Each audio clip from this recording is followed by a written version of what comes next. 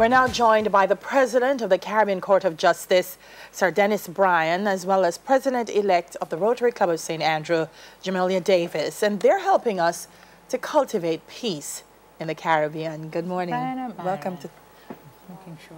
Byron. Okay. Byron. Okay. Good morning. Welcome to Smile Jamaica. It's morning time. Good morning. I know, right? Jamelia, I'm going to start with you. Sure. Why extend this invitation? The invitation to Sir Dennis. Yes. Well, firstly, our interest in the Rotary Club of St. Andrew, and I hope you know something about Rotary, is to make a contribution to the community. And we look at all the challenges around us in the local community or in the country at large. And so in selecting this project of contributing to increasing peace and in fostering dispute resolution, we are establishing the link between what we would do as a social club, as a service club, and the formal system of justice. And there is, in fact, a close relationship. How does the Caribbean Court impact that local system of justice? Well, firstly, apart from the fact that Sir Dennis was invited in his own right as a friend of Jamaica and a friend of the court system and the system of justice in Jamaica, we recognize that whatever we do here, whatever happens in the region, could benefit all of us. Furthermore, Sir Dennis at the Caribbean Court of Justice has played a very effective role in helping some of the systems in Jamaica to improve. Okay. And so I felt that he, apart from being a great speaker, would be a very great resource to us here at this time. Yeah. Sir Dennis, what are some of the things you think we're doing wrong and some of the ways that we can improve? I see you'll be speaking on peace and matters affecting Jamaica, resolution and conflict resolution, and boy, we're having some serious issues. What is your assessment and your idea of how we can move forward?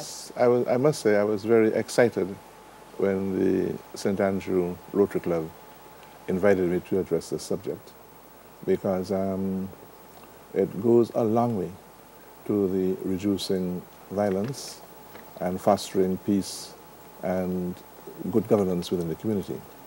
So the project that they had selected was something that I have been very interested in. I've spoken about on many different contexts, and I felt that carrying it out to the community level had the capacity to transform society and make a good contribution towards making it a safer and happier place in which to live. Is it that we have not focused enough? Dale and I often talk about the community and how important it is to build a structure in the community, because that's what kind of reverberates to the rest of the nation. Is it that we've neglected governance within the community? Is it that we've neglected the community-based leadership? Is that what's causing what's going on in our nation now? Well, I'd prefer to look at it like this. The initiative that the St. Andrew Club is promoting ought to make a tremendous difference, because we always feel that violence and crime has to do with the feeling that people are not getting social justice. And this type of project contributes to that feeling within the community, and I think it's likely to make a difference. Well, is there a way in which, Sir Dennis, the Caribbean Court of Justice is able to pull together best practices from across the region in terms of establishing peace, in terms of these social programs, in terms of moving justice forward? Well, we have been doing programs on a regional basis to encourage the use of alternate dispute resolution mechanisms. And Jamelia, when she worked at the Supreme Court here, was familiar with some of the programs that we have been trying to promote. So we think that there's a regional move which we are trying to encourage to promote activities of this nature. Yeah. Jamelia, can you? Go ahead. I wanted to add that the fact is that our formal systems are stretched to their limits, and yet some of the problems remain. And as private citizens, I think we all have a responsibility to make a contribution. We're all affected by what is happening in the community. And furthermore, I find that service clubs, with the government on the one hand and the formal systems, and the private sector on the other, service clubs are somewhere in between as a kind of glue that can pull from both sides. We have, as one would say, no axe to grind as such. But we are able, with the fact that we have displayed that we can be trusted, we can in fact mobilize resources and give our own time in solving a problem that is a national one. Rotary Club of St. Andrew, tell us about some of the work that you've been doing. And what is the most active project you're working on right now? Well, I should tell you that we're just completing for this year, under the president who is about to demit office, the refurbishment of a building up at the Constant Spring Police Station for handling traffic matters. The building, thank you, Jesus. Okay, so you will benefit. The building there had been eaten down by termites, and the police officers had really nowhere. And if you think about ourselves, if we find ourselves in an accident, no accommodation. So the project was to have that building complete and to help to have it refurbished. And this is the most immediate one. But in the last 5 years, which is about the time I've been in Rotary, I have seen some very interesting projects. We found through the Ministry of Education that there were still 2 schools where the children were using pit latrines. Oh, there are many. There are several across Jamaica. Well, we were able to put in a bank of cistern flush toilets and a bank of basins for them to be able to wash their hands. And you would be interested to know that those young ladies who are in state care and who age out, as you know, at 18, they find themselves out there. Many of them are not ready to lead independent lives, so they end up on the streets. And a few years ago, we found that the government had an old, derelict, abandoned building in Stony Hill, and we asked them to hand it over to us. We refurbished it, equipped it for 10 young ladies who have stayed until they're independent. That's another project. So the Peace Garden intrigues me because a lot of what you've been talking about, Jamelia, are infrastructural projects. Yes. Tell me about the Peace Garden. I am very excited. How that will work. I'm very happy to do so. Firstly, I was struck by a quote I saw that bricks and stones merely represent the formal system. But if you want true effect, you must go and deal with humanity and with people on the ground. We definitely wanted to do something in this area and considered many options. And the Peace Garden is allowing us to meet so many objectives. Let me tell you a few of them. Well, apart from the fact that it's a place of beauty, serene and calm, where you could go to meditate. Where is it located?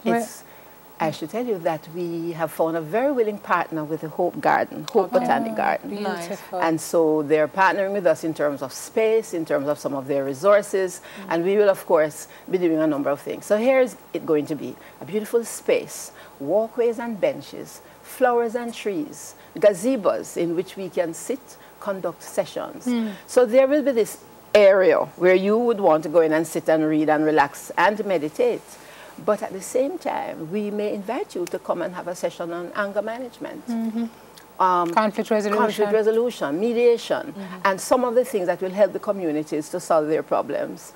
Because as a mediator, I know, I've practiced and I've learned that problems that are solved between people, where there's a little compromise, would be far more effective than the formal system of justice, which, as you know, is black or white, right or wrong, win or lose. In the case, we want people to feel that each side is winning something, and that's one of our objectives. But I'll tell you about the Peace Garden some more. I feel it's a project in which I can have all my members participate. If it's a construction, we don't have the expertise, but we are going to go and plant flowers. And we are going to be part of sessions with our community. So the engagement is going to be important. But there are some benefits we have built into this, because we like to feel that the community is very involved, apart from coming in to see. So there's an aspect that's going to involve us having some young persons trained in gardening. Hope Gardens is going to help some us green thumbs and give them a certificate that they could use later on to work. Skill training. So it's like a good formula to move communities forward, empower nations, right, Sir Byron? Well, as I listened to Jamelia speak, I wondered why she wanted somebody whom she said was a good speaker. Sorry, that is very kind. Because she is... You bring the regional perspective. How is the region responding now to the CCJ? So Dennis, initially I know, as the region tends to, there was a lot of dissonance and discourse about whether it could work, whether it can't work. Is everybody now on board as far as the CCJ is concerned?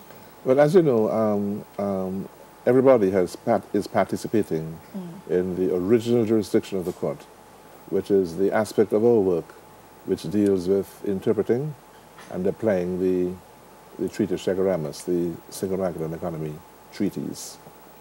4 countries are now using our services as their final appellate court.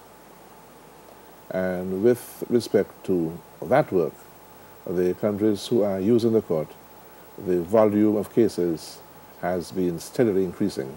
So within those countries, there is a much greater access to a final tier of appellate services. So we think we've been making progress in that way. Any hope for the ones that are not yet there? Well, is discussion ongoing? Well, naturally, we are expecting that everybody will join in due course. Okay. So the installation banquet is tonight? It is tonight at the Jamaica Pegasus. Okay. Is everybody invited to come out, or is it a closed? This would be so wonderful if the Pegasus would accommodate you. But it's a fundraising event, and Yes. so we try to use it. And of course, I will share a bit about the project, hoping that persons will buy in. Gotcha. I already have the idea that not only are you going to speak to us this morning, but you're going to come later on, and you're going to be at the opening of the garden. I hear what you're saying. The opening of the garden sounds exciting. Please tell us about that, and we'll see if we can be there. Honor to have you again, Sir Byron. Good to see you. Thank you for being here. President of the Caribbean Court of Justice, Sir Dennis Byron, and President-elect of the Rotary Club of St. Andrew, and the speaker in her own right, Jamelia Davis.